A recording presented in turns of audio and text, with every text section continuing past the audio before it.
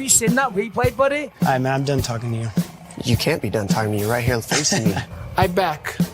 Trust me, I back. Damn it! 60 G's, baby! But I'm not impressed by your performance. It's normal. Come on, guys. It's normal. Eles têm nothing. Eles têm nothing. I'm the man of the hour, Joe. Too sweet to be sour. What you see is what you get, and what you don't is better yet. I'm the women's pick. I'm the men's regret. And if you win against Chael Sonnen, you made a bad bet. I don't have much left to say other than you have seen nothing yet.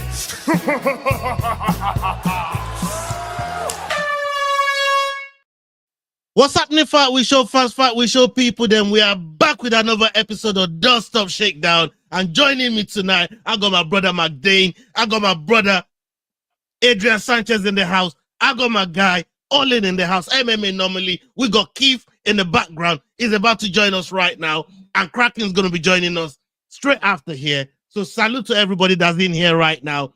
Yeah, y'all's internet is doing y'all things right now. You know what I mean? There you go. There you go. You got it, brother. You got it.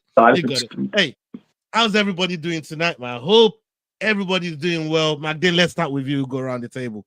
I'm good, brother. I'm good. Been a long day at work, but we made it. Yeah, I mean, finally get to chill out, relax with the boys, and shoot the shit about some MMA. So can't complain.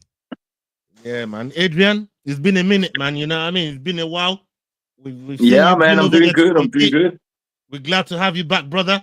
How are you doing? Yeah, I'm doing good. I'm doing good. Doing good. Been busy training, getting things together at the gym. And yeah, it's always good to be on the show. And yeah, thanks for having me, guys. It's good to see everybody again. I'm not gonna lie, bro. Since you've been to Dubai, since you came back from Dubai, I've been seeing your pictures on Instagram, bro. You bro. The suit is coming out nice. The fucking yeah, bro. I see the money. The money's ready now, Let's see you moving, bro. Let's see you moving. Yeah, we'll see how you're moving, bro. You know? Yeah, all we need now is a gold belt. That's what's up. That's what's up. Which Inshallah, come your way, brother.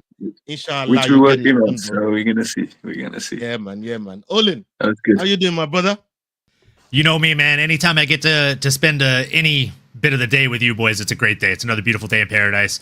Already knocked out the work calls for the day. Just got a couple things to button up after this. So, man, smooth sailing from here on out. I'm looking forward to it. Yeah, man. We love it. We love it. Salute to everybody that's in the chat right now, man. My brother from the Dingo land over there in Australia, Leroy, big up yourself. Be careful of them dingoes, man. You know what I mean? Them kangaroos, bro. They're coming after you, brother. You know what I'm trying to say. Sean Moody in the house. Big up yourself. Salute to you. Thank you very much for pulling Mr. up. Moody. Yes, he is. Yeah, man. Big up yourself. JPL Hooper. We got Melissa in the house. Big up. Salute to everybody in the house, but big up yourself. And as you're rolling in, make sure you're hitting the like button. Make sure you're following all the guys on the platform right now. We got all the names scrolling down the bottom. And if you don't know who Son of Thunder is, I don't know where you've been, bro. You know what I mean? Make sure you're checking out his page, man. Adrian fucking Sanchez. You know what I mean? Here we go. That's my brother right there. Come on. They say lightning don't strike twice, but you ain't seen this man land the ground and pound. Oh, you know man. Dangerous shit. Dangerous shit. You know what I mean? This is what he's dangerous, man. But boy, talking about dangerous shit, we ain't seen you in a little while, Adrian. And some things has happened and changed in South Africa, brother. You know what I mean? The horizons has changed in South Africa. What's the mood like since DDP's title defense? The aura. What's going on in South Africa, man? Talk to me, man. How are you guys taking it? Hey, I tell you what, spirits are still high in South Africa. You know, like we know how to take a lot, and we're always keen to, you know, get back up, and we'll try again. But I mean, it is a little bit of a hard sore to see that DDP lost the title. But yeah, man, that's the game, eh? I mean, he went up against a very, very good grappler, which I think 90% of us knew was going to be the biggest challenge for him. But yeah, you know, well done to Khamzat. I mean, Dricus, it was a pity Dricus didn't have much answers to the grappling. But give the guy some time. You'll see him back there again, and maybe we'll get the belt again, But yeah, so it goes, Well done to Cubs, and I think he deserves to have it, He deserves it. But sorry to cut you there. No. I've had to deal with people like Yao that says the man didn't deserve the title. He only knows how to do one thing. You know what I mean? What do you say to people like Yao as a mixed martial art practitioner yourself that also love the grappling game? Well, that was Gamzat's game plan, and from a professional point of view, like that's what was expected. I mean, I would have loved to have seen more striking. I think all of us would have liked to have seen what would have happened if the fight was on the feet longer. I think maybe it could have gone a different way. But that was his game plan going in, and he relied on his strength, and he did what he needed to do. I think maybe Dricus and his team maybe neglected the grappling a little bit, or maybe they didn't have the right amount of maybe training partners, or there's a lot of things that you could say, this and that. But I mean, yeah, he deserves it. Gamzat, he won, and I mean, if you saw the way that he held him in the crucifix, those shots that he was giving him, those small little shots, he was being nice in a way. If he really wanted to, he could have rained down those elbows on Dricus. Oh, you think Hamza was being nice? You think Hamza was being nice? I think he was a little bit. He didn't really. In I some gotta point out. I give it to You've had your chance. Yeah. Let the big dog talk right now. And I'm not. I can shake my head if I want to. Yeah, you can. I'm not hating on Dricus. Dricus, he went 5 rounds. He put his heart on the line, like he fucking fought. He fought. I mean, it's not easy to get in there and fucking for a guy like Hamza to keep Dricus down there. It must have been a challenge. But there was times where those little shots, I mean, he could have really given Dricus a go. But if you really wanted to hurt do him, you feel like he was maybe a bit worried about losing position if he opened up too much to go for the big shots? I think, yeah. Or conserving the gas tank for those later rounds, since we've seen him fade in the later rounds before as well. That's definitely something he could have been thinking about. I mean, it's 5 rounds. I do like the first take though, that he was being nice to DDP. I like that one. Yeah, I mean, he could have been nice. He could have been conserving his energy, and I mean, it's 5 rounds. It's a 5-round fight, and to keep a guy like Dricus down on his back for 5 rounds, it's probably going to definitely gas anybody. Watch Leroy. So, but yeah, so it goes, man. I mean, that's probably their game plan. DDP says Adrian Sanchez. I can see the headline right now. Leroy just writing big capitals. Send him. Adrian Sanchez says Chimaev was being nice to DDP in that crucifix. Nah, I think he was. It's just. He could have, like, in my opinion, he could have really. I'm from that position, he could have thrown, like, the elbows were there. It was just like little taps. Like, he wasn't even going Rayo, out with it. Before you explain yourself to this brother anymore, go and ask him who he picked. Oh, you what you didn't get your chance to throw me on that. What is happening in the bottom corner of the show right now? What? I don't know. Is that a black bag and handcuffs? Aggi's getting. This guy has been kidnapped. Kidnapped, bro. Hey, look at this. Look what they've done to this guy. Right No, what have they done to you, bro? In the basement, bro. I'm in the basement, bro. Oh my god. He's hanging out with Jax. Oh my god. Who got you? He's hanging out with Who got you all jammed up like that? That's dirty work. Bro, help. Someone please call 911. Man, fuck Luke Michael, bro. Man, fuck Luke Michael, bro. The fuck? Why is he coming in with this? I said that my location, nigga. I'm here, boy. I'm not gonna lie. I actually thought the headgear was surgically connected to the guy. This is my first time ever seeing him without it. Hey, what's up, boys? Oh my god, Kraken! What an entrance! Kraken? What an entrance, man! I salute to you, Kraken. He's in a different basement. Mine don't look like that. Hey, I'm sure you two met and stuff like that. But Adrian, you was explaining some things to us. Please continue. Yeah. Well, I lost where I was at. I just think you said Chimaev was being nice to DDP. Let's start there. No. We were waiting on who your pick was. look, maybe he was, but like from that position, he could have done so much more damage than what he did do. And but you know, it's hard to keep a guy like Dricus down. And I have to agree with Yao. Like, it was only one move that he did, and it was the crucifix, and he got him in that position. I would have loved to have seen what he would have done on the feet more, or against the cage, or. But we did see what happened on the feet when they started, or when they anything. When they stood. Yeah, it was very brief. Dricus was lighting him up. And Hamza said, was landing the shots. He was landing the shots. Definitely. And I mean, at the end, he managed to get. He's, I think, the only guy that took Hamza down as well, which is also like no one's done that. So that's also like giving him his carrots. And the choke at the end, though, flip. I would have hung on to that with dear life. If it's the last few seconds, I would have tried to. I would have done the same thing that Hamza did to Robert Whittaker. I would have done the same thing too. I would have tried to squish that jaw beads as hard as I could. I mean, you got 20 seconds left, 30 seconds left of a 5-round fight. You got nothing else after that. Whether you gassed or not, just go for it. Go, give it your best. It's not like he's gonna stop you if he rolls you over or reverses you or something. So I would have tried to go for that choke even more, but so it goes, man. He's a winner, you know. From your point of view, because we've heard Dricus potentially looking for immediate rematch, what would be your advice? And do you think he has the skill set to bridge what? Because everybody knows what Chimaev is coming to do. Stevie Wonder knows it, yeah.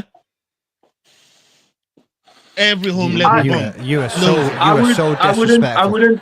I don't know if he like, okay, just like the way that he went, that the fight went down. I don't think he should go for an immediate rematch. I think maybe be smart and go back to the drawing board and work on those things that are lacking, or you know, like fill the gaps where he needs work. 3 years to Dagestan and forget.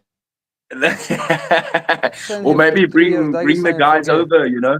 But he definitely needs to go back and at least work on something specifically in that position with the crucifix, or make his takedown defense even better so that Hamza can't get it. But yeah, I wouldn't go for an immediate rematch. I'd first go and fix the things that need work, and then apply that and use that against other good grapplers, and then build up the momentum again, and then go and then give it to Hamza. That's if Hamza's still champion. Which I think is a very good possibility. One final question on DDP and that fight. We have seen petitions flying around South Africa. He even flew over here to the UK. We saw it. He flew over there to America. We saw it. There's petitions flying around saying Coach Monet should be fired. There's a little snake in the grass. I'm just saying. I saw the petition. I'll be honest with you. I'll be honest with you. Like, I don't want to say anything bad about anybody or be like, hey, you know. But like the excuses, like he was making up a few excuses for why Dricus didn't win, and a lot of them I felt was just like, no man, why are you saying that? Can't you just take it and be like, you know, that's it. You don't have to think about, blaming the ref for not standing the fight up enough.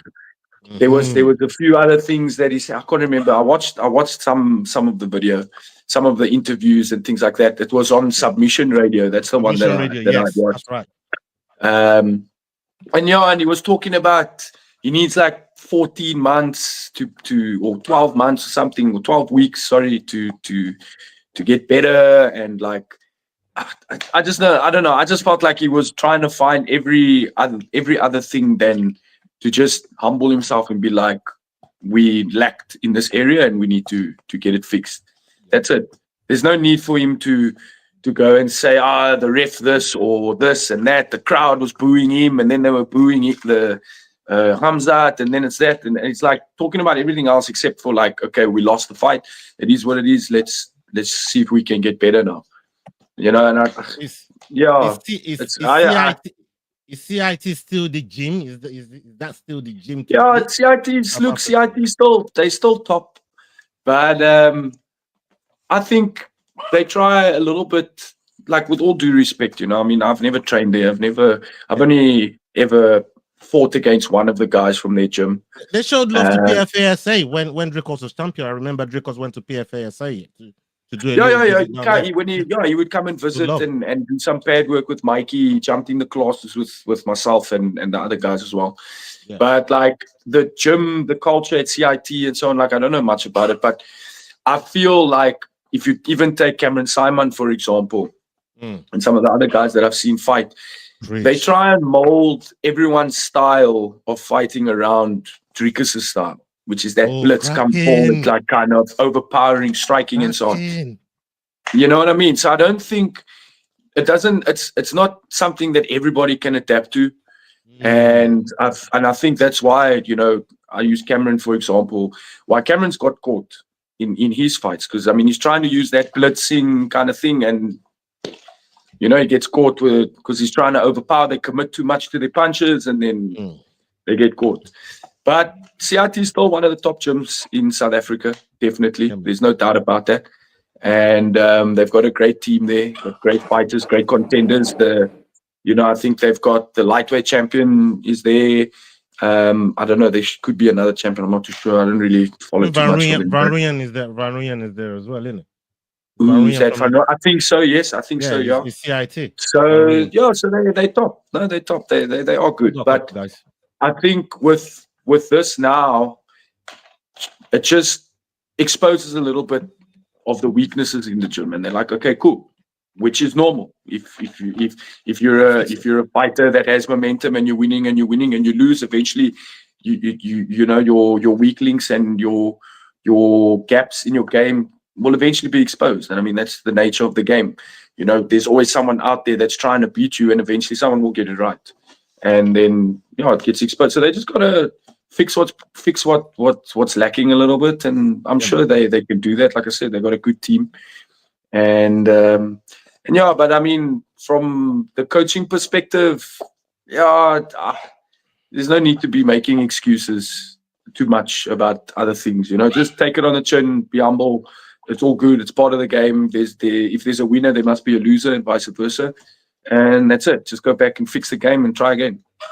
This is one of the reasons why we love having you on Dust Up Shakedown, because you give us a full synopsis of what the hell's going on, and your take is always valued around here.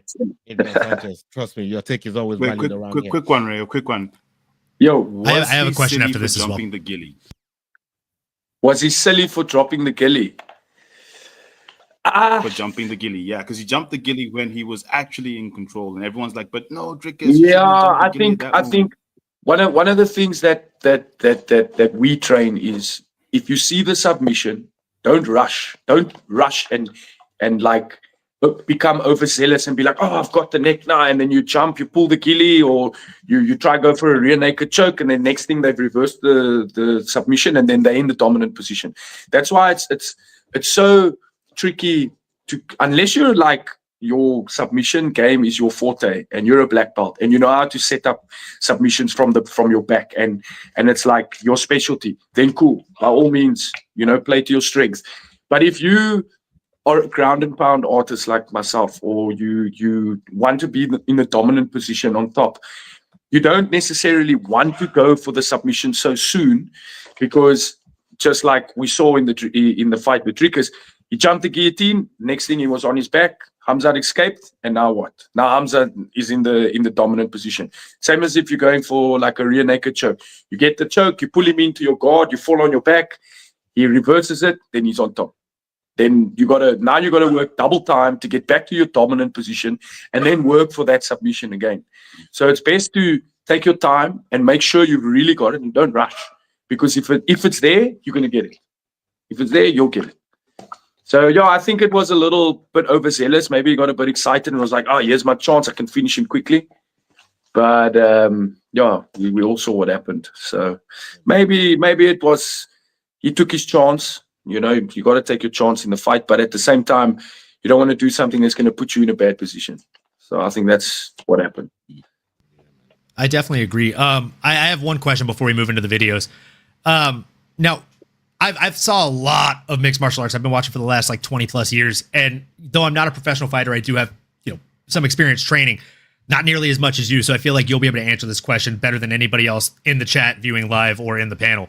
That version of the crucifix is not something that I ever really remember seeing pulled in the UFC. Typically, when somebody pulls that crucifix position, they've got their kind of heavy leg or dominant leg resting over the wrist point, and that's how they're positioning that control. Khamzat did. I mean, I've joked and said like we've heard of the Dagestani handcuff. I almost want to call it the Chechen handcuff with the way that he pulled off this crucifix, right? Like, and I think people are going to start doing it. The way he crossed the legs around it, I watched like multiple videos right after the fight and the next days, and none of them explained how to get out of that specific variation. And me rewatching it, I'm just hard pressed to know, like, how would you fight to get out of that specific version of the crucifix, and have you been put in a similar version to that? Twist his dick.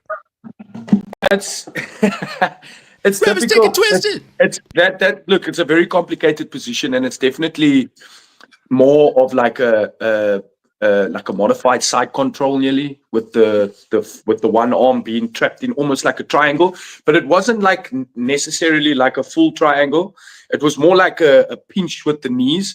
And when you're pinching the knee like that, you're actually extending the shoulder out. So it's very difficult for you to turn.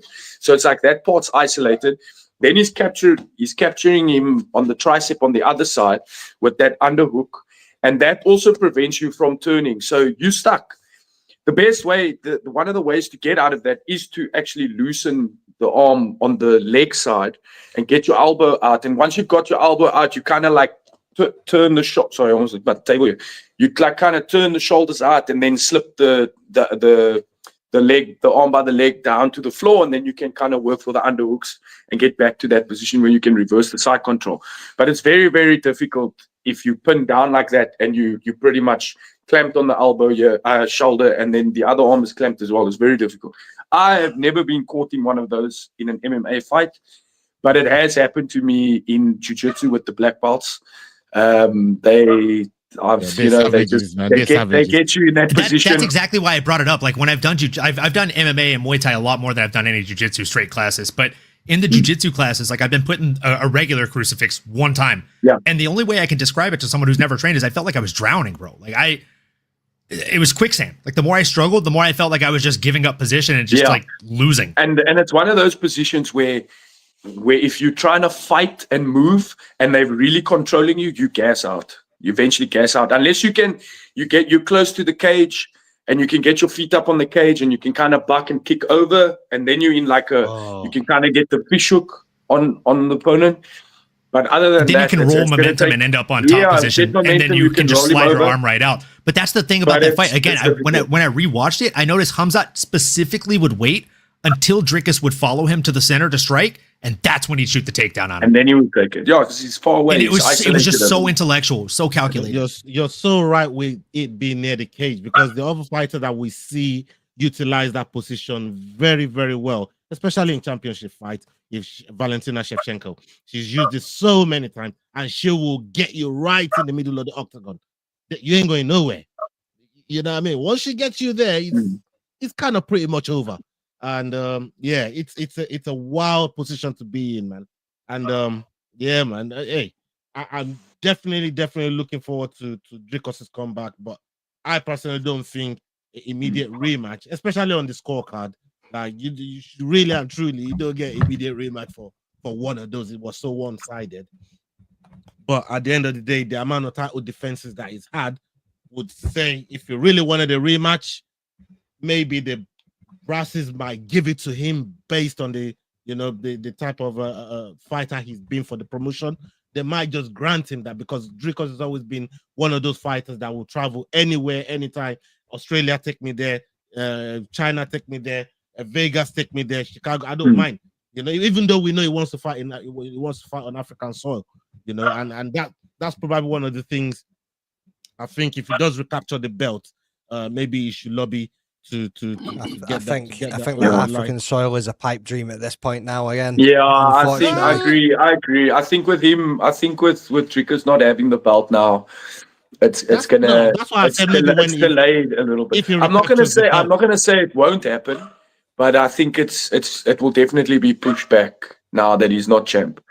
But yeah, Trickers he's got a fighting spirit. He's not someone I think that's gonna take it like hard and like really change his mindset in any sense. And I think the type of person that he is, he'll definitely get back up and want to try again, 100%. So, but I don't think he'll get an immediate rematch. I think what I heard as well is that Hamzat wants to fight in like November already. He wants to defend the belt. And I think it could possibly, in my opinion, be the Ridder or I think the Ridder would be the next one to fight for the belt. But let's see what happens. That's interesting, man. That's interesting. Thank you so much for your takes on that very topic. Shout out to everybody that's in the chat right now, man. Big up to every single one of you. Salute. Make sure you're following everybody on the panel. We got Kraken right there. We got Yao that's just joined the stream as well, man. Big up yourself, Kraken. Hope you're doing well. Yao, hope you're doing good, my brother. How's your day been, Kraken, man? Kraken has we see the way you rolled in, bro. How's your day been, bro? I just got out the basement from Luke Michael, bro. Like, bro has been like he's had me kidnapped for the whole day, bro. Like I've been off for like 2 hours, bro. Even Melissa called me, bro. What, did Melissa pay the ransom? Is that why you're here? Real shit, bro. Real shit. I'm honestly, shout out Melissa. I'm honestly waiting on the day to see the content where Aggie gets the shit slapped out of him by a professional fighter, because you know it's coming, bro. He was to whoop your ass, bro. I mean, from the conversation, from the little something I heard, that brother wants to whoop your ass. And I heard it all. It's more than a whooping. It's gonna be a kick him. It's gonna be a kick him in the head exclusive. Brother, he wants to hit you so hard your ancestors feel it, big dog. Bro, dude doesn't even know what race I'm at. I don't know why you've decided to pick a fight with the 185 undisputed champion over there in the EFC. I don't know what's homie picking a fight with a fighter. Undisputed hugging champion, bro. Well, you're still the undisputed. I honestly can't wait to see the hugging content with you, big dog. It's truly champion, man. You know what I mean? Regardless of how you look on it, he's the undisputed champ. Come for the MMA talk. You stay for the bad jokes, kids. I don't know how. You're trying to pick a fight with Luke Michael.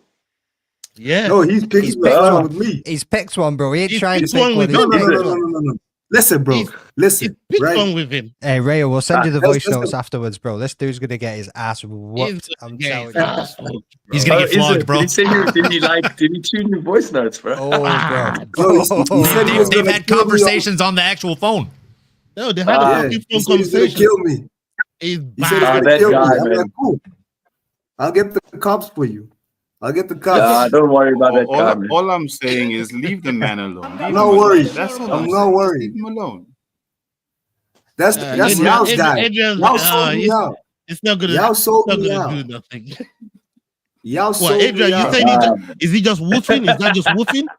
Is that just woofing, Adrian? That seems like something Yao would do. I'm not gonna lie. Man, that guy straight down the river. With you, yeah? Straight down the river. Yeah, I was just like, yo, I'm keeping this paddle and off you fuck. You know what I mean, and he'll help you push the boat, bro. He'll help you push the boat. Yeah, shove you out. And he froze again. I don't know why. For me, I'm just thinking to myself, trust me, bro. Oh my god, I'm having myself a double malt for the day, bro. I'm gonna chug it. Trust me, bro. Like I've had it. Have a second one, brother. Make it a quad. Hey, thank God for Melissa, man. Thank God for Melissa. You know what I mean? Big up Melissa. Melissa paid the ransom, bro. Okay. Talking about some of the topics that Leroy couldn't put on the fucking StreamYard. He's got worse internet than fucking Yao over there in Dingoland.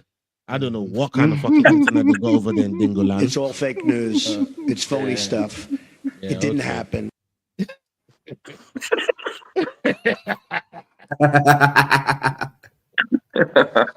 Can I tell you my favorite screenshots I have from my show are when we did the like all pose like Yao every time he froze. Mm-hmm. Oh, that was incredible.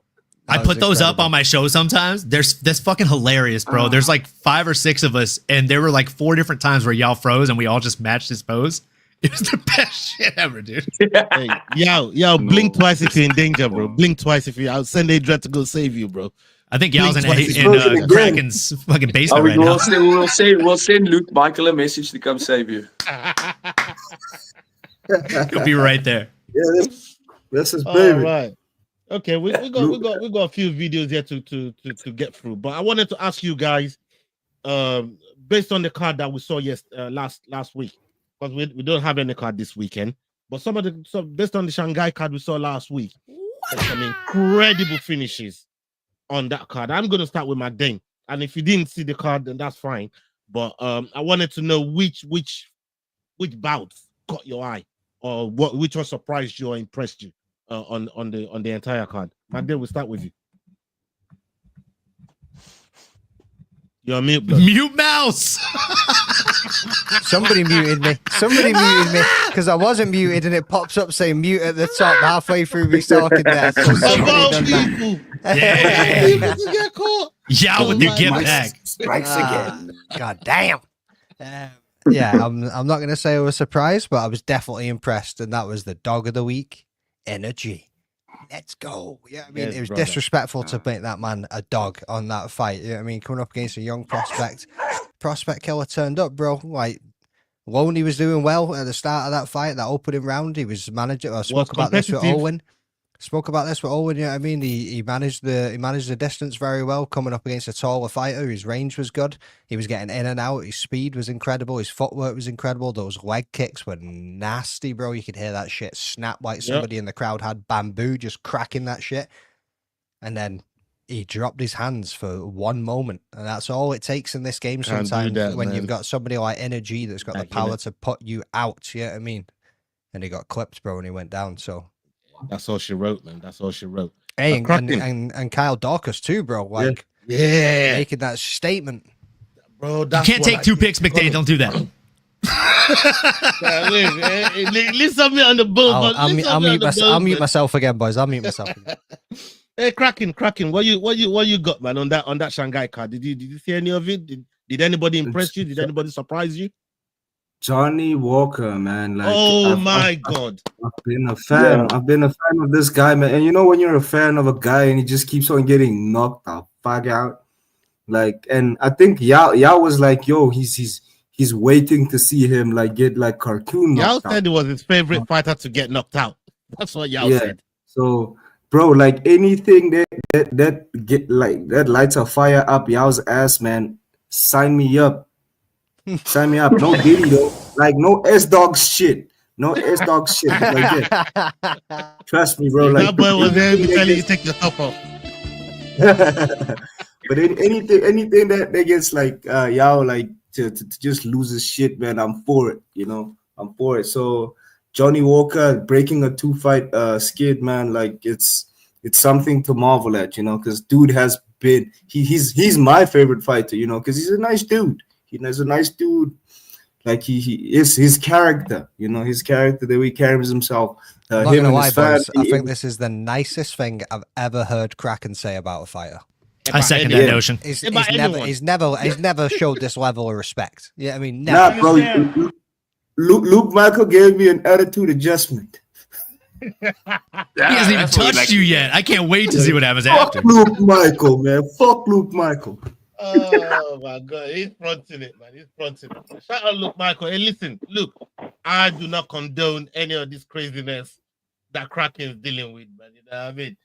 Yeah, Luke Michael, big fan. Make sure you like, comment, and subscribe to all the channels scrolling at the bottom of the screen. Hey, yeah. If you want your disclaimer to Luke Michael, you can do that right now as well. You know what I mean? I've already put my disclaimer out. Look, to Luke Michael. I've given him my disclaimer. It's between him and Aki at this point. Yeah.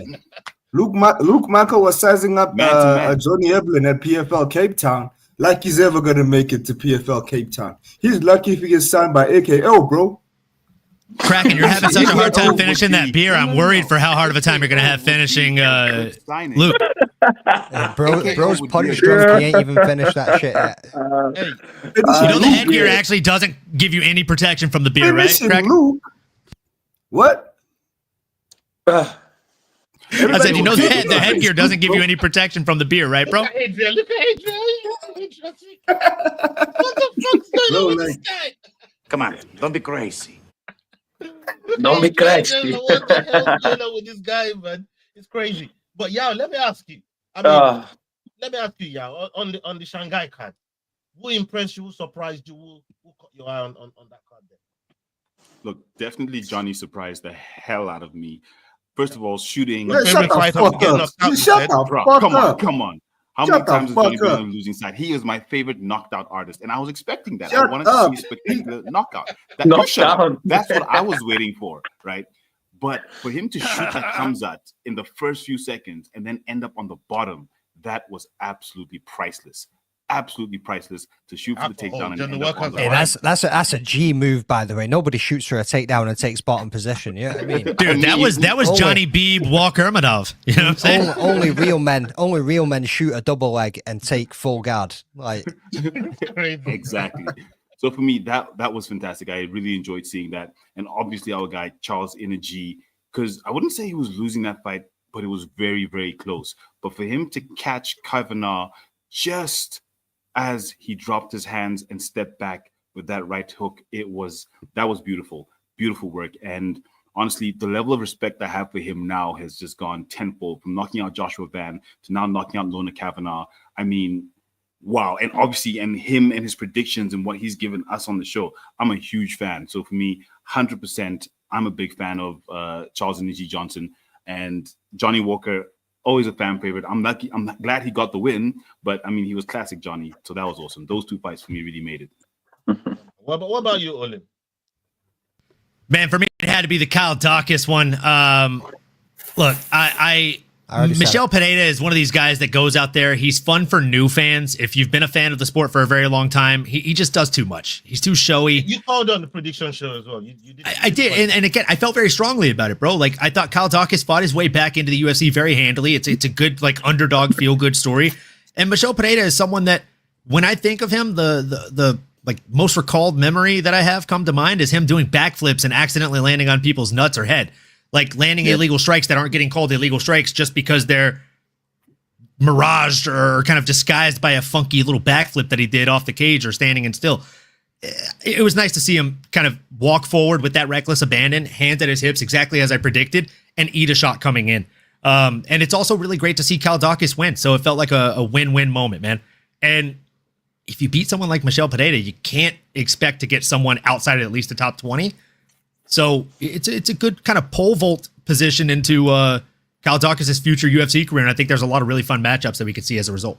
Yeah, man. Especially after being, released and coming back in the way that he did, went on the regional scene, put in the work, all finishes by the way. And I did say on the prediction show that, he's been on the regional scene and came in and got free finishes, but he's not going to get that in the UFC, like not straight away. And I was absolutely shocked by the way he finished the fight. Did you catch the card, Adrian? Did you watch the Shanghai? I didn't catch the full card, but I did obviously see highlights and stuff on social media and things. And what did you like? I have to agree with the Kyle Dawkins fight. Michel Pereira has always been a guy that I've liked the way like his fights and stuff, and I find him to be very entertaining. But I do agree that he can be a lot flashy, and he tries these crazy antics in the ring, like you wouldn't even think about it. But yeah, so Kyle Dawkins definitely, and Johnny Walker, of course. I mean, Johnny Walker, he's a crazy cat as well. But I have to point out Brian Ortega missing weight and walking on the stage like a zombie, and then having his ex-girlfriend Tracy Cortez kind of where did I look? Brian's driving the bus of people that get thrown under the bus. Dude, he's at the door about to get kicked out under the wheels, and that's all behind the driver's seat. Yeah, I dude, you can't it's something I just like. You make weight, bro. You got to make weight. It's the most professional thing you can do, and it's not something that. It's not an option. Okay, moving on swiftly. It's a requirement. Dude, look, he's right. Not making weight as a fighter is like showing up to work without pants in any other job. Yeah, exactly. Or you're fired, bro. You're fucking fired. Missing work and not cutting it. Depends what your job is, though. Yeah, I mean, if you're casting okay, McDane. All right, we don't work at the strip club like you, bud. Like, hey, a man's gonna make a living, brother. Don't you judge me. A man's gonna make a living. Hey, and you're doing pretty well for yourself, so keep it up, big guy. Anyway, that's what they call me in the strip club too. That was low-hanging fruit. That's for what me she on the said. pad, though, I've got to look at Yiza down Weston Wilson. The way Yiza folded that brother was fucking crazy, bro. Yiza was wild up in that cage, man. He folded Weston Wilson so bad. I felt sorry for him. I thought Weston Wilson was at least going to give something respectable inside the fight, but he had nothing for Yiza. And I've got to look at Uran as well, Chimaev's training partner. That was his second fight in 4 days, 6 days, something crazy like that. But he just won Contender Series. Yeah. Week, and then he's like, "Yeah, put me on the card, Yeah. And he went out there, and got a first round submission as well. So, which is crazy, which is absolutely crazy. So yeah, there's a lot of there's a lot of big finishes on the card, man. There's a lot of big finishes on the card. So for me, hey, hold on. Olin, what did you? Oh shit. Okay. Yeah. Is that better? Oh, that was literally the problem. Thank you. Oh shit. It's like you ain't got Nigerian. I was looking at the buttons and I'm like, which ones are facing towards us? Because he's talking to the side. I need to figure out which way he needs to turn. Yeah. I know exactly what happened. And as soon as you said that, I know exactly. We've got the I same thought you setup. were going to tell me United was getting beat on penalties. That's what I saw. No. I'm not trying to ruin your day, bro. I was gonna say, but yeah, Yiza and Uran, those two absolutely gave wicked account of themselves on the card. But yeah, let's go through a couple of videos that we got over here right now, and we go around and get your takes on it. First, Russian roulette. Let's see. Brendan Schaub gave his take on the Raja Jackson situation, and despite being close friends with Rampage, he says he cannot defend Raja. And I'll be transparent. I like Raja, and obviously I adore Rampage. Me and Rampage have a great relationship. I love Rampage. And it's just by nature, my initial thought was when I heard about this, and I spoke with Rampage, when I heard about this, I went, all right, how can I defend Raja? I look at all the videos, I watched the full live stream and all that. I got nothing. Oh, I can't, you can't defend this. I see this, it's so sad. Because he was just getting started, and that all goes away. If this veteran pro wrestler decides to press charges, if that pro wrestler goes, this was a bit or this was a work, and he just thought that's how it works, I'm not pressing charges, Raja's still going to take a lot of heat online, but you're not doing jail time. Then we can figure it out. But if that dude wakes up and somebody's in his ear and goes, dude, you got to make this dude pay. He has to learn a lesson and he presses charges. It's going to be tough. It's going to be really tough. Attempted murder, aggravated assault, it's going to be tough. Shout about felony, McDain, well, let's come to you right away on this, man. Like what that brother did was wild, especially when you, I don't know if you guys have gotten onto the full context of what was going on there, but McDain, shed a little bit more light on that for us, please. So I'll say everybody's seen it at this point. You know what I mean? Raja assaulted a dude, attempted murder, slammed him into the ring in a wrestling match, knocked him unconscious, assault, and then brother. That's assault, brother, and then laid 22 unanswered strikes onto an unconscious man. You know what I mean? Like roughly about 22 strikes. They were all wild, bro. You know what I mean? This dude was swinging from last week as he was coming down. Like, if dudes ran in, probably about 4 people tried to jump on him and drag him off. This dude was in like, I mean, it's like the "you don't want me to see red" moment. Yeah, this brother was seeing red and he was just going for it. Like he smelt blood and he just wasn't stopping. There was no defending this. There is no way of going around it. I've seen multiple things now where Rampage is kind of just like going at the side. And I get it, bro. You've got kids. You want to defend your kid and all the rest of it. You don't want to see any bad happen to them. People make mistakes. Blah, blah, blah, blah, blah. You can't defend this. You cannot defend this. That was disgusting. I mean, maybe knocking him out and getting 1 or 2 back because you got pissed off with him. And slam him down, boom, boom. That's it. Stand up, walk away. But this dude could see he was out cold and was still trying to murk on this man. You know what I mean? So, nah, indefensible in my opinion. Adrian, it looked like you're well versed with what happened in that situation. Yeah, it's actually something. It's something I've been following since it came out, and like I'm a fan of the WWE, and like I enjoy watching the PLEs and all of that. Like since a young age. So like wrestling and stuff. Like I understand the whole thing behind like the stories that they tell, and that some of the stuff is all scripted, and like they're trying to tell a story and so on, but that was not scripted. Like the way he got into the ring, picked the guy up, slams him on the floor, like just like McDain explained, and smashed the shit out of this guy. Was like I counted the shots myself as well. It's like 22 clean, like bad, like you don't even see that happen in MMA, like bad. And like it's definitely something you can't defend. And I mean his response at the end when he has a phone call with, I think it's probably the promoter or the manager of the event or something, and they're like, this guy's flatlined in the middle of the ring, like they can't wake him up, and his response was, "My bad." That's all he said. Not even like, "Oh, is that was a really good American accent." I'm not gonna lie, Adrian. That was a really good American accent. He was literally just like, "My bad," and I was like, "What?" No remorse. He doesn't show any remorse. And the guy that I'm actually like, also just you can just hear that he's like talking. He's trying to defend the whole situation, but it's not working. He's Shell Sonnen, and I watched his whole take on everything, and he's also coming up and he's like, "Oh, you can see that he was just going in and it was an act, and the this and that," and I'm like, "No, bro, like the dude was knocked out from the first thing, and he got smashed, like he almost killed the dude. Like he's lucky that the guy isn't even dead, like after that."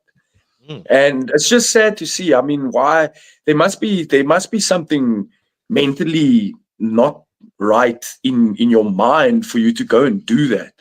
Like go in there, just even getting into the ring. I know McDain's like, "Yeah, maybe pull 1 or 2 back on him and get him back," but just it's a show that's happening, and in front of everyone, you're just gonna get in the ring and go and do your thing. Like that's not.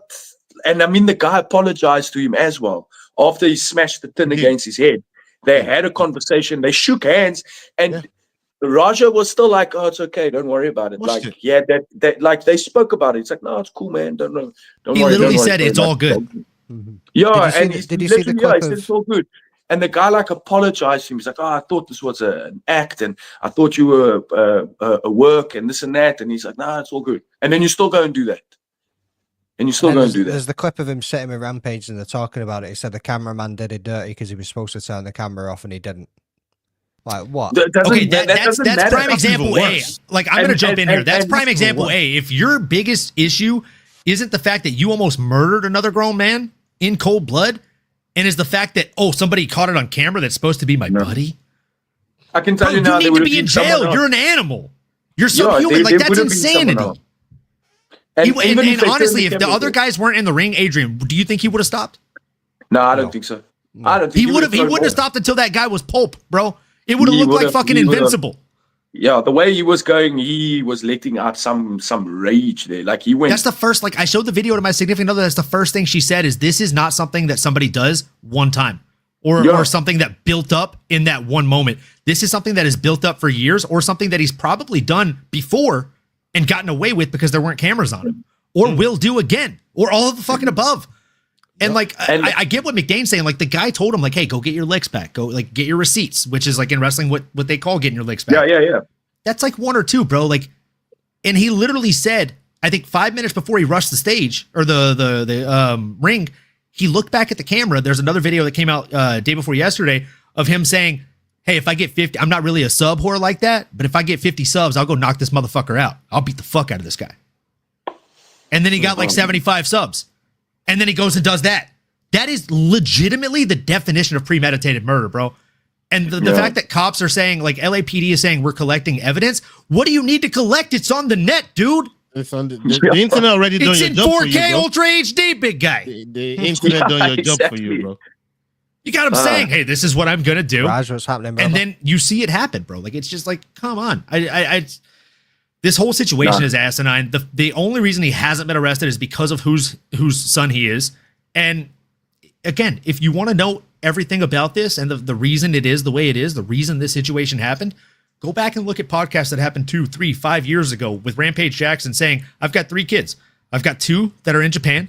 And for them, I've got college funds saved up. For Raja, that kid's a dumbass. I got bail funds saved up for him because that little dumbass is going to go to jail. But I'm just going to bail him out. The last sentence is what's fucking wrong with that. But I'm just going to bail him out. If I went to jail, my dad would be like, you fucked up, kid. Good luck. Let's see how you do. Yeah. Blink twice if you're ready to take this question and your internet is alive. Yeah, man. We can miraculously, see you. yes. Yeah, we can see you. Yeah. Okay. We know how you're a big fan of Guru. You've met him when he came to South Africa. What do you make of that comment there that Rampage is now labeling him racist for calling this shit out? Like, everybody is calling this shit out. It's not just Guru, but picking out on Guru because it was one of the first ones to really break it and really put it out there on the internet. Like, what are you making of that? And Rampage's defense of Raja in light of what he's done here. Ironically, the Guru comment was exactly what I had in mind, because for me, what he said is essentially 100% right. Raja's 25 years old. He's not a youngster to be making ridiculous decisions like that.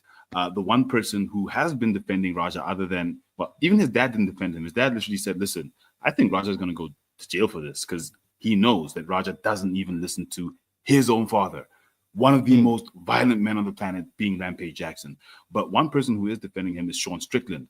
Sean said, look, at 19, I had some misdemeanors and I got into MMA, and it allowed me to be a better person and not be the person that I was. But with all due respect, at that point, Sean, you were a teenager. 19 is still, unfortunately, a teenager, and Raja's 25. So to do that, what he did at the age of 25, and say, it's because you're taking me for a bitch, I ain't no bitch, is, for me, it's I think, like Brendan Schwab said as well, it's indefensible. And Guru called it. At what age do you then say that you have to take responsibility for your actions? And at the age of 25, hey, bro, you got to take responsibility for your actions. If this breaking news. Grimsby Town has just knocked out Manchester. Carry on, yeah. Grimsby Town has just knocked out Manchester United. Ooh-hoo-hoo. Let's keep going with this show, boys and girls. All right, Kraken, what are your thoughts on this one? Hey, man. Take it over, man. Take it over. If you do it again, you go Kraken. Okay, cool. Andrew's talking about both of these motherfuckers. He ain't talking about Raja at this point. No self-control. Yeah, man. Knocked out just like Raja knocked out the rest. That's all I'm saying. Man United. Yeah. But yeah, man.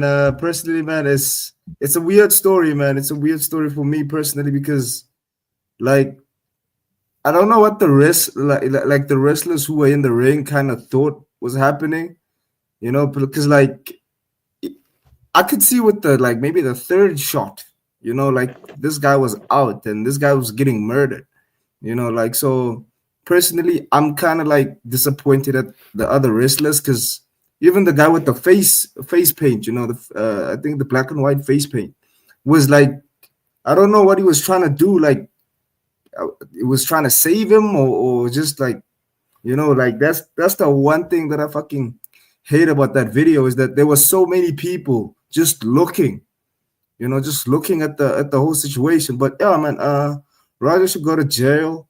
But like, yeah, we'll see with Rampage. Yeah, we'll see what Rampage does with his connections to get his son out of jail. But yeah, but like obviously, even if he gets him out of jail, personally, I think that kid is just as stupid as they come, and he's probably gonna end up in jail after that, even if they get him out of jail. Trust me on this. There's no amount of connections that Rampage got. If Raja needs to be sent to jail, I've seen district attorneys in America going after big fucking superstars, and they take them down. If they want you, they are locking you the fuck up. Especially if it's FBI. If it's like those guys, they got what? Is it 97%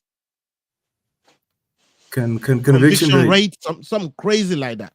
So if they come for you, it's kind of pretty much over. We saw what happened to Cain Velasquez. Like this guy got connections. Don't tell me Cain Velasquez don't know people. It don't matter. He's in jail.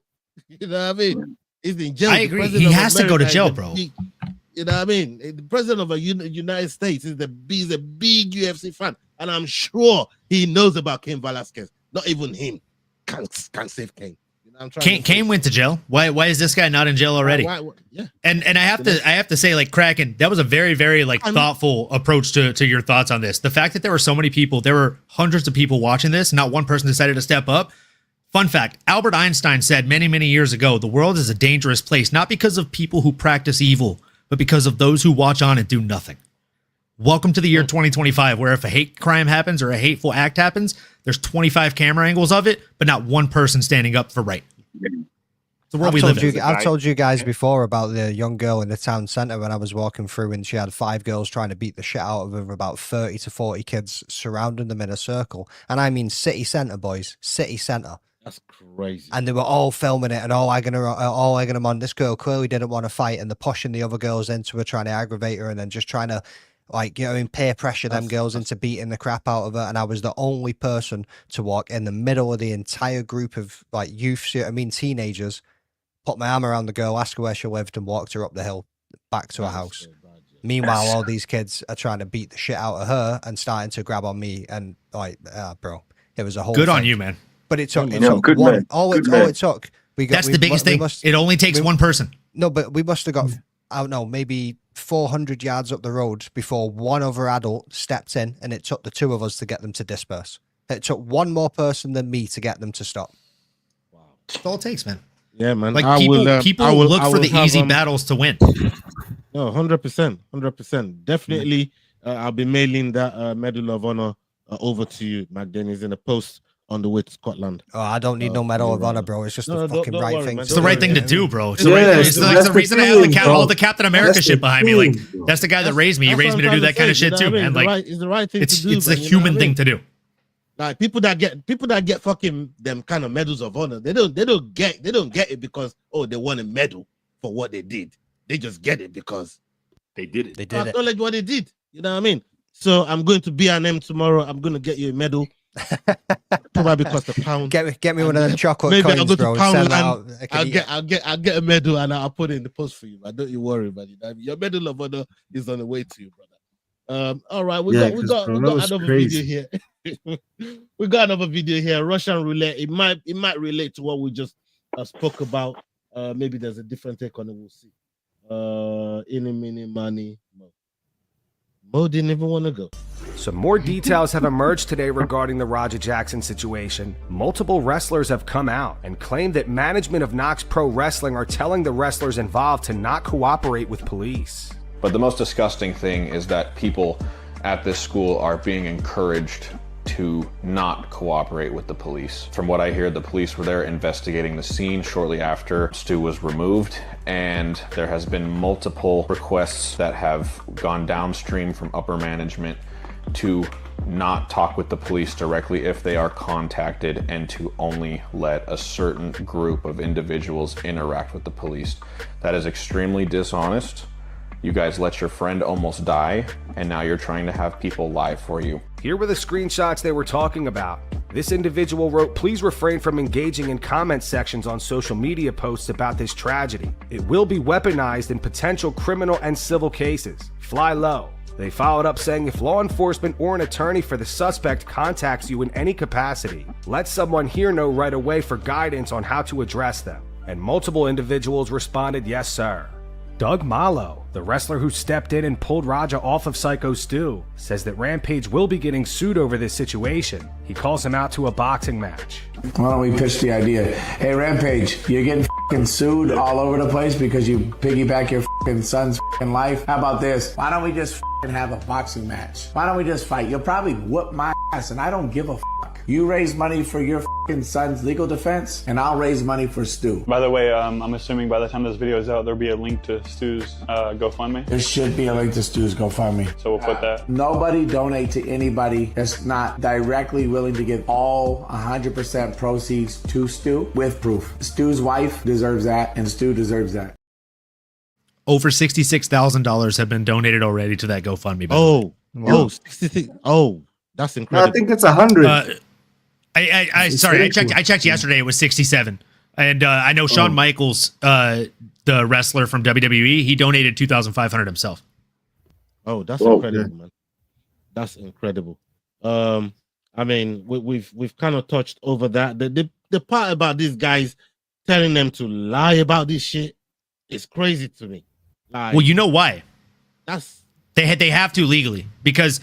So this promotion is run by Rikishi, the guy that used to shove his butt in your face back in the 90s, WWE. He owns this promotion. He's a descendant of the Rock family, right? So he's like a royal family in WWE. WWE is under the TKO umbrella, and they are affiliated with WWE, or they were until 2 days ago when WWE legally reached out and forcefully made them remove all WWE affiliations from all social media.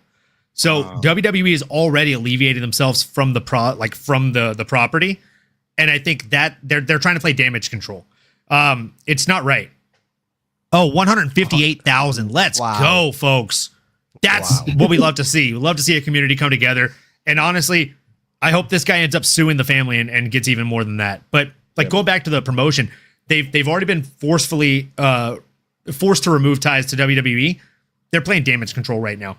They're trying to force their fighters or wrestlers to not say anything, so that way they can try and save face. But with all due respect, this promotion is done. Yeah. What are the pies? That's some serious shit, bro. And it's not even the promotion's fault, to be fair.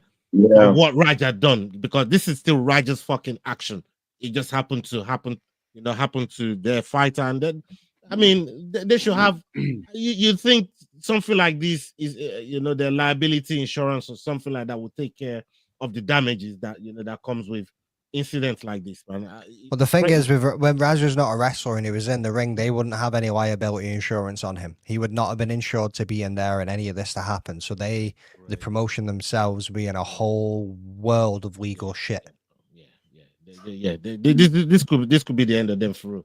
This could be the end of them for real. All right, Lord of Pies just left a comment saying, Stu needs to find a way to sue WWE. Could you imagine if this actually trickles up to the TKO umbrella, considering they were actually in affiliation with this before that happened? That would be wild. That would be huge, like astronomically bad for the WWE. Yeah, man. It's not a good look, man. And especially with the whole Vince McMahon and all of that stuff. I know they also kind of cut ties with him, in a sense, but it adds to their record.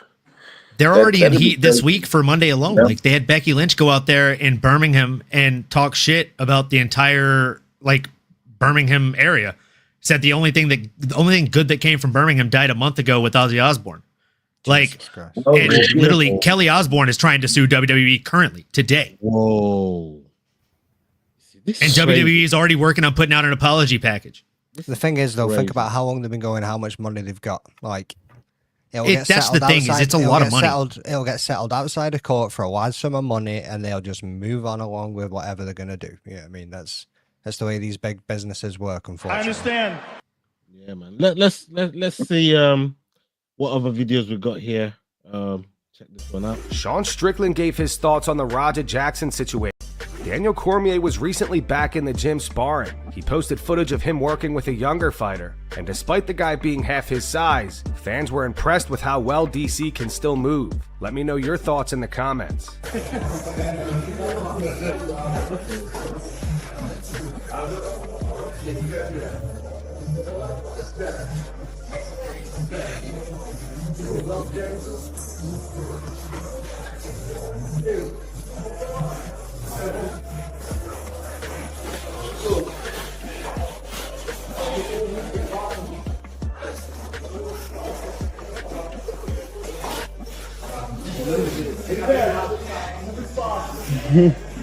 Go, Dima! You fast! Let's go, Dima. Dimitri. Come on, Dima!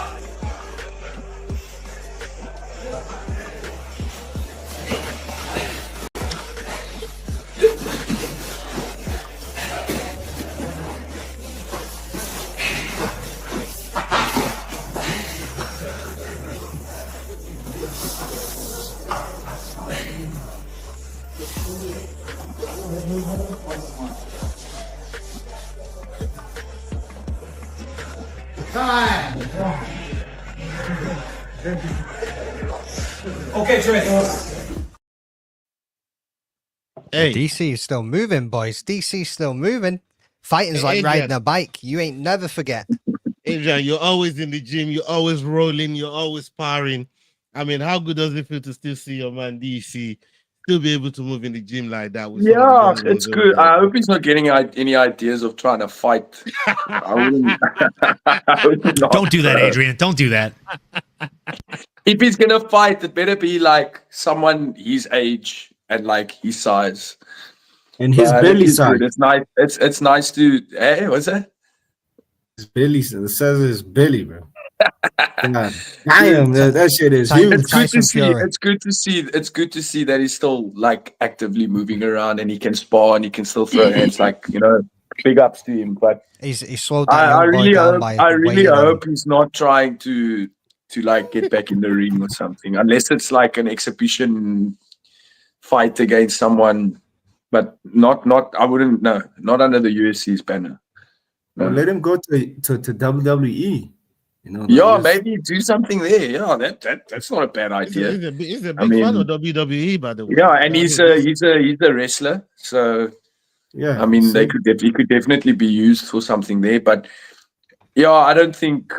Yeah, he's moving. He's moving around, and he's also with a young guy and someone smaller than him. So yeah, man. Yeah. Hey, Olin, you was really excited watching that video right there, man. You know what I mean? See your boy DC, he's over there moving around in the gym, sweating his pants off. And I saw him, you know, on the Ultimate Fighter as well. He got right there in the pit with the boys. It was in the cage there grinding with the guys, man. You know what I mean? He put in work. Talk to me about that, brother. Yeah, man. You know, AKA was the first gym I trained at when I started my MMA journey as far as training goes. And DC walked into a classroom 2.5, 3 weeks in and showed me what my Muay Thai coach was doing wrong in an MMA class. And I watched my favorite Muay Thai coach's face skip across the mat 6 times.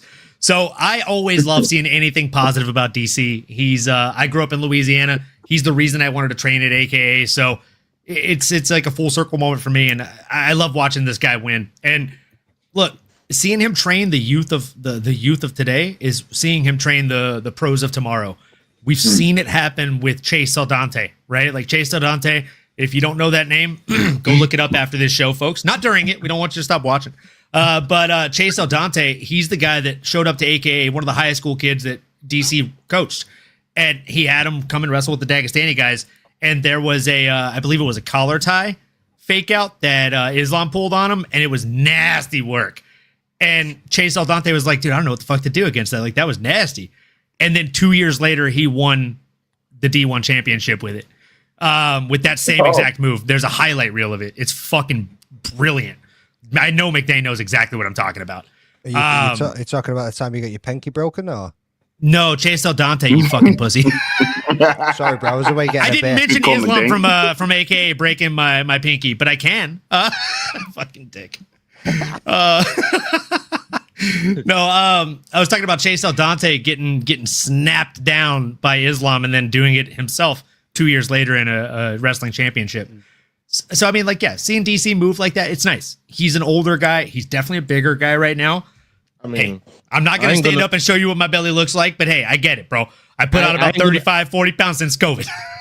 I ain't gonna lie, man. You know what I mean? I feared for DEC ever doing something like that ever again, ever since he sneezed and it fucking and threw out his back. Hey, fuck off, bro. Hey. Once you get into like the late 30s, early 40s, that shit is real, bro. Okay, like you sleep wrong. That shit.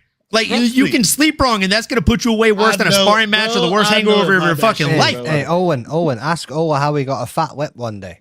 This man knows all about it, bro. I know all about that shit, bro. Like, I don't know how that comes with old age, but Ola, you'll have to tell me off the air. It's bad. I know exactly what you did there. I know exactly what he was talking about. And yeah, sometimes you just sit wrong. Sometimes you walk wrong. Sometimes you just stand in there and your back goes. It happens. Sometimes you just stand up out of bed and it just fucking wipes you out. Look, since Adrian brought this up and said he hopes he's not training to come back, I agree. Okay, I don't want you to even put that out into the universe, Adrian. Look, this is the one time I'll probably ever say this, but fuck you for even saying that, bro. If he does come back, though, since you put it into my brain, a hypothetical situation, we do a grappling match finale for Tough. Him versus Chael Sonnen. I think that's a fun matchup. Yeah, that's what I'm talking about. Like, if he's gonna come back and compete or something, it must be like something. Yeah, like somebody in the same realm. Yeah, like exhibition, exactly. An exhibition vibe. I think like you put them to headline a UFC BJJ card, it'll get extra traction on it. Make it a BJJ match with like a mixed rule setting, almost like a combat BJJ or something, and I think that's fun, man. It puts asses in seats. Yeah, something fun that's not gonna like fuck him up. Are we gonna have open palm strikes? Have him go against some young exactly. Gun That's why I said Brazil the combat jiu-jitsu. I'd love to see open palm strikes for the guys. I think that'd make it more entertaining. What do you think, McDain? I agree.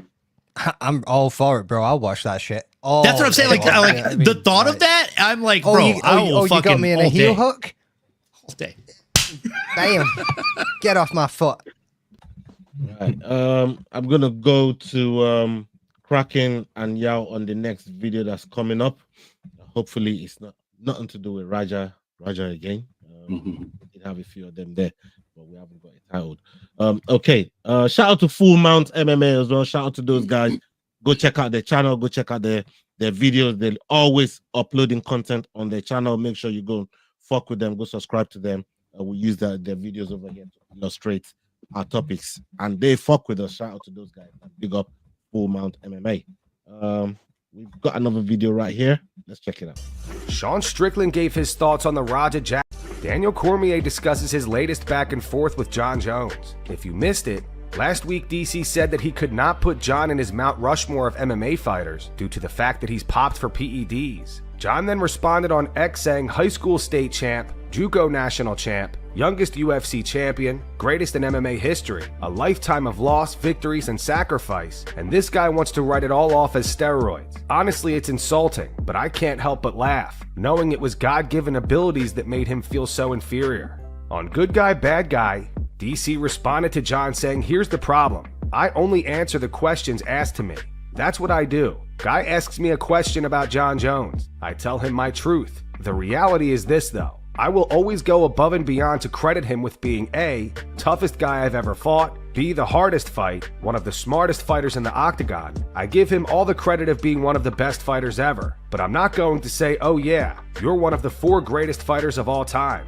When, like you said, Chael, over the course of that career, there was a moment where you made the decision to do something that you weren't supposed to do to elevate you inside of an octagon in a fist fight. I also say this, Chael, he's not the only guy I fought like that. He's just the only one I couldn't beat.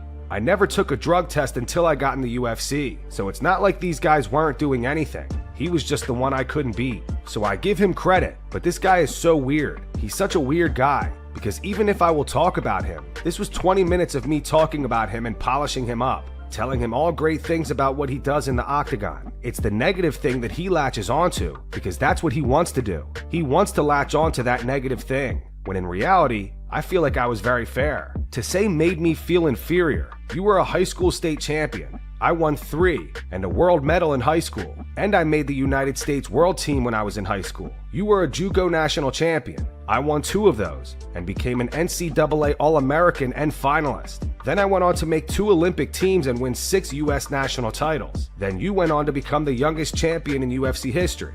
Absolutely. I was a UFC champion too, in 2 divisions. So how can you tell someone they're inferior when all the accolades are kind of the same but better? They're just better. How do you call somebody inferior? John wants to be called the forever champion. He said that now he should be called the forever champion because of all of his accomplishments in the UFC and how long it's been. Now Chael, this John Jones I like. This I like. I don't like the whiny little b****. I like this because you went through 3 decades of fighters. Now we are going to call him the forever champ. No, but that I kind of like. Hey, Kraken, I'm going to come to you first on this. We've seen what DC was saying there, and there's a lot to unpack to go around the table on this. I want to get your take on DC. Every chance he gets, he'll always go up there and discredit John Jones as being on Mount Rushmore. What's your take on that? Do you think he deserves to be on there? Do you think he shouldn't even be anywhere near it? Is DC right? How you feel about it? Hey man, Ola, I've said this too many times for you to forget. Maybe it's that those Nigerian knees, bro. But like, trust me, bro. I told you, John Jones. That's racist. Is not my GOAT. John Jones is not my GOAT. Like after the cheating, after what he did to Tom Aspinall, like after cherry picking fights, fighting Stipe Miocic. Personally, bro, just like Melissa said, man, like the accolades, like I didn't even know DC's accolades until he mentioned them. Like I didn't even know that he came packing, he came blasting, bro, and like that's what you like to see, because you have, obviously me from South Africa, I don't know all these like NAACC whatever like titles that they get like in the US, like the Bo Nichols and all those wrestlers. And personally, man, as I'm seeing like these guys, like compare like accolades, I would say DC is far greater than John Jones in my books, because like bro, DC beat all these guys with a pot belly and like, just fucking like the slams, bro. The slams that DC used to do to these guys, bro. That's crazy. Like it's like must-watch TV, Like I personally never heard of like DC until I saw his fights, Because then I was like, when I saw his fights, I was like, okay, I see why this guy became like double champ, because he was a slugger. His wrestling was like top the elite level. It's better than John Jones' wrestling. Like John Jones obviously has the striking and everything, but like DC was my guy, and personally on my Mount Rushmore, I would put DC over John Jones any day, bro. One thing I never thought I'd hear is you give any kind of credit to any wrestler. But there you go. No. No. Listen. I mean, no. What you go against Luke Michael talking about he hugs people to death, and you just fucking give DC who's a top wrestler. He doesn't slam people. Luke Michael doesn't do nothing but like he just Luke Michael's not a wrestler. Bro, Thank you, Andre. That's the one thing, bro. I think you're jealous because you can't pull off those orange shorts, bro. That's all it is.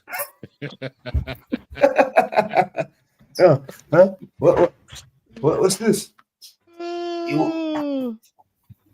Fuck yeah, bro. Fuck him and his entrance, bro. Fuck him and the way he walks. But personally, let me come to you before Kraken gets himself kidnapped again, man, and Melissa has to pay his fucking ransom. You know what I mean? We've seen a lot of what DC said there, but he's saying, and I think he's right in this. I felt sorry for DC in the build-up to the Stipe fight with John Jones, and they made DC have to illustrate how good John Jones was, and even included his video of getting battered by John Jones, and they have to use some of those parts there to really prop John Jones and show the people the type of fighter he is. Do you think it's childish of John Jones to be taking what DC say so personally at this point, especially with the rivalry that they have? I think at this point, yes, it was all well and good when DC was still active, before he retired, when he beat him, definitely. And, you know, probably a few years in, but after DC's matured past being a fighter, he's now retired. He's now doing commentating. He now has to do things like sit through videos about John Jones being the GOAT and having to say, yeah, he beat me multiple times. Yeah, he kicked my ass. And having to say that all the time, literally all the time. Got a bit terrible. Oh, I mean, the last weigh-in show, they literally had him sit there watching a fake advert that he had done for another product and having it be about how he has John Jones on his mind rent-free. So at this point, as John Jones, you know that you've won. You know that you've beat him, even in his post-retirement. All you have to do is keep quiet because he's stewing in it left, right, and center. So yes, I think that for John Jones to then even add on, that's not goatee, if you will, because the GOAT just sits there because you are the GOAT. Nothing else needs to be said by you.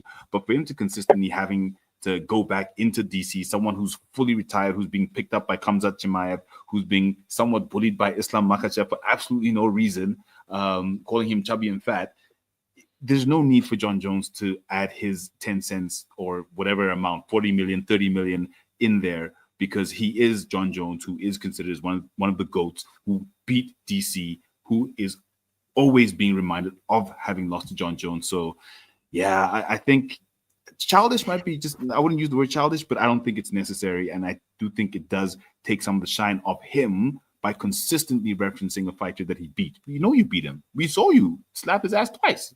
I mean, we saw it. So why do you need to keep on going on and on? I know you guys had a heated rivalry, but just let that one die and let DC stew in it, because unfortunately that is the position that he's in. I'm not even going to come to McDain or Olin here, man. You know, I mean, I know these guys are John Jones haters. Maybe Adrian got something to say on. I got John Jones signed. No, I ain't hating, bro. I got John Jones signed glove, brother. I'm hating. I'm hating. You can skip me. You know what I mean? You're just skipping them for, you know what I mean? You don't even. I will hate on DC's. For them, you know what I mean? Let me just say this. I will hate on DC's fat ass for bringing up the same fucking conversation for the 500th time. You know what I mean? I feel, see, when you started playing that, I was like, why is this brother bringing up old shit? You know what I mean? Like, this dude's told this exact same story, said this exact same fucking shit more times than Owen's told us about Islam breaking his fucking pinky finger. Fuck off, dude. So Olin, I'll be honest. We have a running bet about, we play over and under about how long it's going to take you on an episode to say that you've trained. Like, well, I hope that you made money today, yeah. Oh, yes, sir. They've never. If you watch our playback, you see me looking at my watch. They never invited me to this game. You know what I mean? These fucking guys. Yeah, but Adrian, I'm gonna come to you. I mean, do you think? I mean, we've seen John Jones's accomplishment in the world of MMA, and yes, it popped. But do you also think it's proper to take all his other accomplishments away from him based on that one pop? Like, I beat you when I was on cocaine. How do you feel about what the thing John DC was saying there? You know, like he's been popped like once or twice for using people, and he hid under the octagon as well, or 3 times. Hiding from USADA. Yeah, now who's hating? Now who's hating? 3 times and he hit under the octagon. But the thing is, has he been using his whole career, or was it just for that time? And I don't think one time, like, you can't take away from the fact that he's got those accolades, that he achieved those things, whether he was on it or not. Like, he how do we know? He got it done. How do we know that he never got popped? Like, as he was like, here's the thing: USADA joined the chat and he started failing drug tests. And not only that, but when he did fail his second drug test, the UFC decided to not cancel him from the card. Instead, they decided to uproot a 12-fight fight card into another state because they knew that they could bribe the athletic commission of the other state. California, I live here. We need money. Come on, bro. I'm gonna call a spade a spade. They came to California because they know Nevada don't play that shit. They moved 24 fighters and their families to another state so this man could fight. Yeah. While he was testing positive for steroids, anabolics. You don't think they've done that before USADA came into the chat? Yeah. Especially if there's no publicity on it. Like, it's just too easy. But what about hiring Jeff Nowitzki to clear him? And Nowitzki did clear him on that. Nowitzki's a good talker. Not much more than that, though, Ola. Let's call a spade, bro. I mean, I watched the whole Joe Rogan breakdown on the whole Jeff Nowitzki science. The golden snitch? That's his nickname. I didn't come up with that shit. I wish I did. Some dude on Twitter came up with like 6 years ago. Joe Rogan called him that shit. That's great. Oh my days. But yeah, I mean, Adrian, you were saying, you know. Yeah, man, like he still achieved it, whether he was clean or not. Like, you can't take it away from him. It's there, it's official. But I also think to some extent I can understand Daniel Cormier's frustration with it, having lost to someone that clearly was using when he shouldn't have. So, and that's the times that he's been caught. So obviously Daniel Cormier feels cheated, but he must stop bringing it up. Like, it's the same story over and over. And like, to me, I was thinking about it now.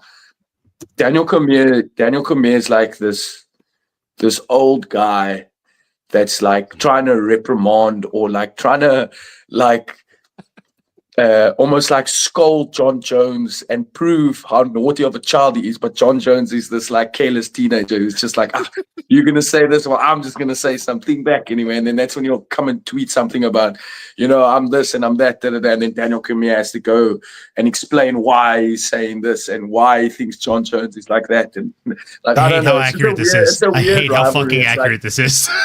Like, it's like, because you can just hear John Jones like takes it with a pinch of salt and he just says something to piss Daniel Cormier off, and then Daniel Cormier goes on a rant. And it works. And he's like, and then it makes it worse. And then it will be silent again, and then John Jones just has to say one thing, and then he's got Daniel Cormier all over again. So it's like it's a funny rivalry, but you must give it up now. It's done. They both retired. So let it be. It is what it is. It's a part of UFC history, and let it go now. Come on, Adrian. Do you think Jones is trying to kind of goad him or bait him into a grappling match or any kind of outside of the UFC match? I think he's just trying to bait him into pissing him off. That's what I think it is. That's fair. That's fair. I just wanted to play devil's advocate. I think it's like Daniel Cormier is that guy in the friends group that everyone wants to like just tease, and I think that's just what John Jones is doing. He's just teasing the shit out of Daniel. I can already Cormier tell you're probably a dick in the group chats, right? This guy's going through his head right now. He's like, I know the DC in every group chat I'm in. When I'm at gym, man, I like talking shit to the guys as well. But yeah, I just pick up that kind of thing. S-Dogs and Ola. S-Dogs and Ola. Hey, as long as I don't get hit with this, I'm happy. Ola. It's easy to poke Ola. Just talk about the news. I hit a quick Conor McGregor. I stand my fucking base, and then I exit the chat and go to work. And hear how they pick on me all the time. You just like, hey, Adrian, these guys they pick on me all the time, man. I have to defend myself all the time, bro. Like, what's crazy? What's crazy about the group? You are the biggest instigator in that fucking group chat. Don't even. Ola is only that guy when it's either any of his favorite fighters or any of your favorite fighters fighting, which is basically 95% of every fucking day. Pick a fighter and then stir the pot with a big dirty spoon, acting like he didn't pick the fighter. Yeah. and Danny has entered the chat. This whole week, I've been on the South Africans in the group to the point they even forgot I picked DDP myself. You know what I mean? I've been on their neck all week. Bro, it doesn't matter if you pick them. The amount of shit you've talked since, it doesn't matter. There's no safe grounding here, bro. The crazy bit is every time Jax comes into the chat and he's like he just sees some like degenerate shit being posted, and he's like, "Fuck, gents, I just picked up my kid, and I'm out here having to what see did that like." walk into? If you ask Sterling, he just picked up one of 57 kids. Jack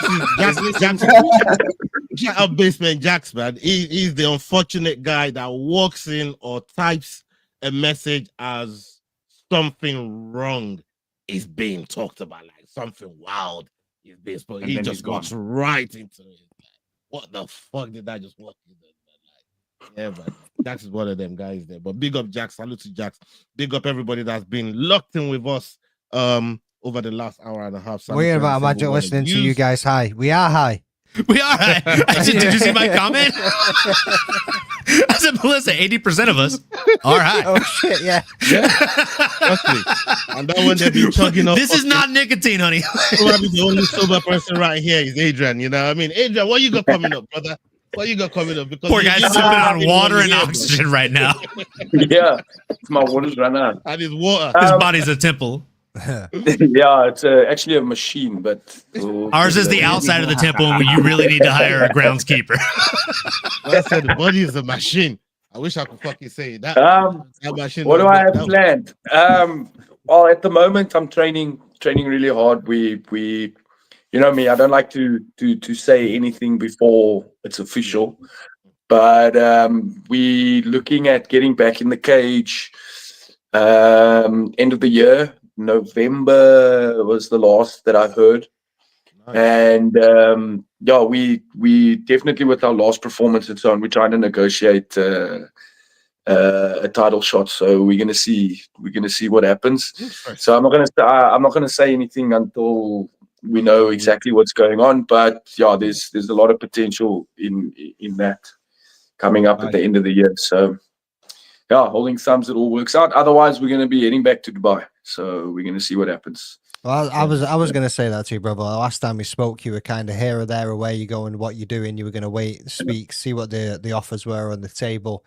You got anything more solid? Obviously, you're looking at October, November. You said there.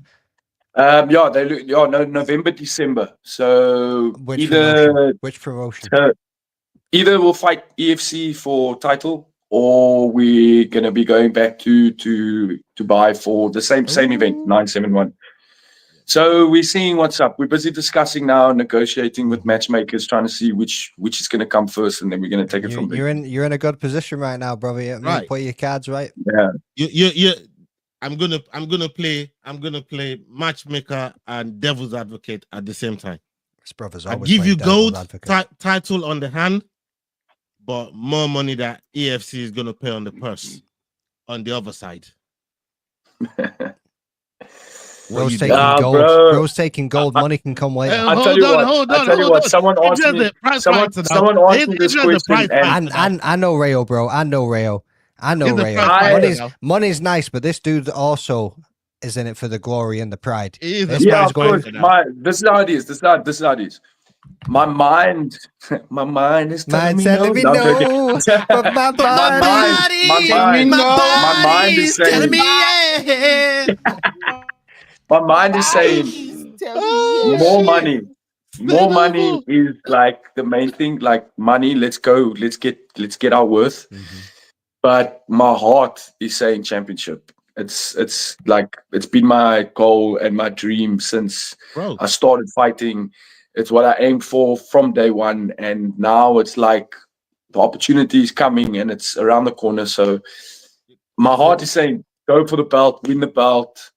Then you know you've edged your name into MMA history in South Africa, and you can finally be happy with what you've done. But obviously, money's good, eh? Money, you need money, eh? And the money that I'll be getting at the next fight will be more than what I got before. Right. But I am definitely leaning more. You could definitely be in this situation come November, December, man. So you got plenty of time to think about it. Yeah. Hopefully, you know, when you make your decision, you know, whatever that is, we're gonna be happy for you. We're gonna root for you. We're always behind you on all your endeavors. And you know me, I'll let you guys. I'll let you know as soon as I know. And that's what's up. But for now, we're still negotiating. We're still speaking to the necessary people, and we've had a bit of a back and forth. So yeah, it's something's coming. That's all I know. Yeah, just do both, bro. Do both. It's 1 month apart. I'll do it, bro. I'll fight walk November. in. We can get the quick knockout for the. There we go, bro. Be like Chimaev. You know what I mean? Yeah, bro, Give what's me better? 10 days. Over here, over there. I fight everybody. Smash everybody. Kill everybody. Kill everybody. Smash everybody. Can I ask you a follow up, like semi-related question? No. Yeah. Wait. You mean What's smash up, everybody? Like he's South African. What do you mean smash everybody, kill everybody? Brother, He's facts South are facts, African. big dog. Facts are No, facts, no, big no, dog. no. And this man's a winner. Crucifix. Like, come on, bro. Crucifix. But no, so I know you're talking about current promotions and things like that, but I'm just curious, like with you and kind of the trajectory you're on right now, have you or your management been reached out to at all or thought about reaching out to directly to Dana White's Contender Series? Because personally, I think you'd be a great fit as far as the style of fighter that they're looking for. Well, I've spoken to my manager and he's asked me, he's like, what's your end goal? And he's mentioned PFL to me. He's even mentioned one championship. He's mentioned, I said like UFC is definitely where I'd love to have a shot, even if it was like one fight. But obviously my age is something that plays against me. 33 at the moment, but it's not impossible. And we haven't really reached out to anyone or had anyone reach out to us just yet. But at the same time, we're trying to build momentum before we approach anybody, because my manager does have the necessary connections to speak to whoever it is. PFL is one that he's spoken to me quite a bit about now that Ain't nobody can see it. There we go. But yeah, man, like I would definitely, if the opportunity came, I'd take it with both hands for sure. And we'll see. Let's get a championship, maybe another international fight on maybe like a UAE Warriors or another 971. Because then I've gone, if I win the belt and I get another international fight and I win both, then I'm on a five fight winning streak. And then I think I'm more viable and more. Yeah, then you can knock on anyone's door and be like, hey, listen, let's see what we got. I think with 971, it's also getting your face out there a bit more. Yeah, European and 971 was amazing. Like it was really well done, and the eyes that were on the promotion was quite a bit as well. And I mean, I got a bit of exposure, after that fight, and the guy that I beat, like we all know, was undefeated and so on. So it was a good platform to grow. But let's see. We've got a few things in front of us right now. So before we jump the gun or anything like that, we want to solidify that momentum and really like put something behind my name, and then we will go. But I'm keen. I'm 100% for it. If the opportunity came, I wouldn't shy away. Even if they called me tomorrow and they were like, "Listen," I'll be like, "Okay, cool. Let's put the belt down. Let's go do that." I think anyone would do that. But yeah, let's see. I don't want to say anything or and then it doesn't happen. But we'll see what happens. Yeah, that's the best way to go about it, man. And honestly, like, real quick, like you mentioned your age, and I like don't let that ever be a discredit factor or a kind of Debbie Downer factor, right? The oldest man to win so far in the Contender Series was 35 years of age, and he's had a pretty decent UFC career since then. So you're definitely not the oldest guy that will compete or will win a contract when you do decide to. So whether they call you or 2 years from now, I'll be fucking betting on you handily.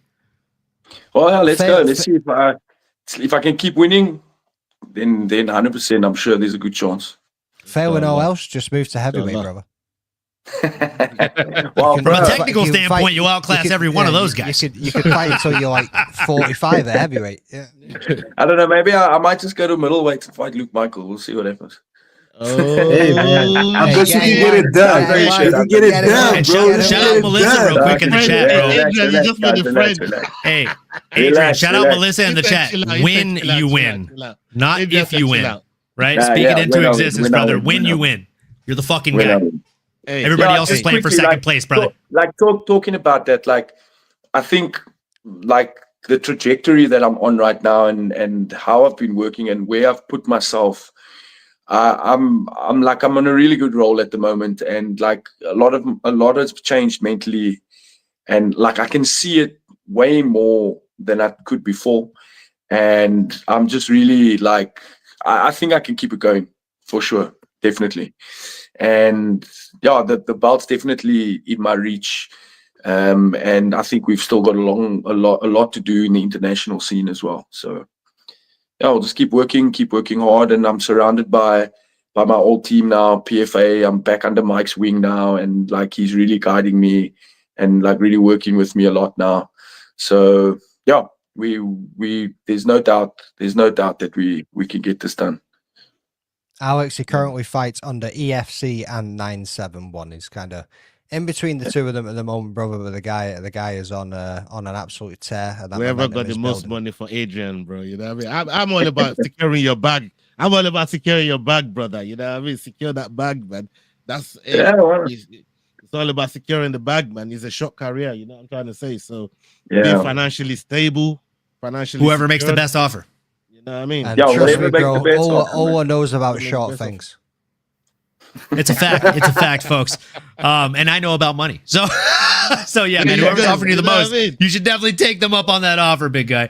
And Alex, Pip, everybody else in the chat, if you're not already following Adrian Sanchez, make sure you start following this man today. He is the best fighter you haven't heard of if you just tuned into the podcast, folks. He is fan-fucking-tastic, and the only thing he does better than fight is live. He's just a great human being. So make sure you're supporting the guy because he supports us. Appreciate it. And he talks a lot of shit as well, man. This is good Adrian today, you know what I mean? This is good Adrian today. He talks He's on a his lot of best shit behavior.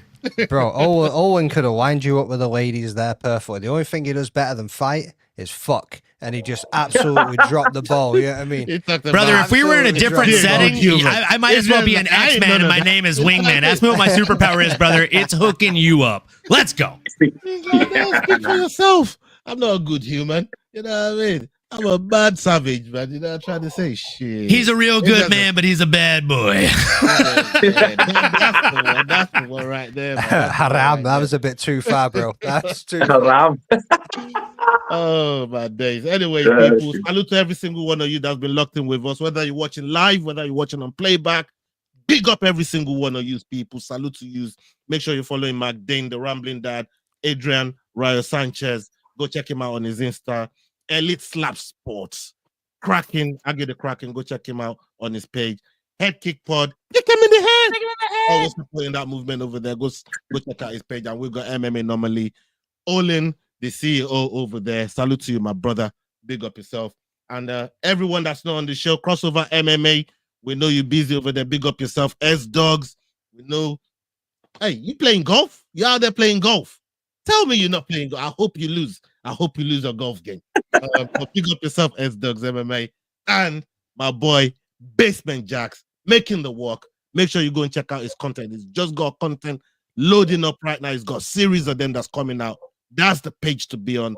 Making the Walk. Go and check him out. We did some work with him over there as well, man. So stay tuned for those as they start to drop. Big up yourself, Jacks. And the people, we ain't got a show this Friday. No card on the weekend. But we're going to be back for Dust Up Shakedown on Wednesday, next Wednesday. Salute to you. And boy, oh boy.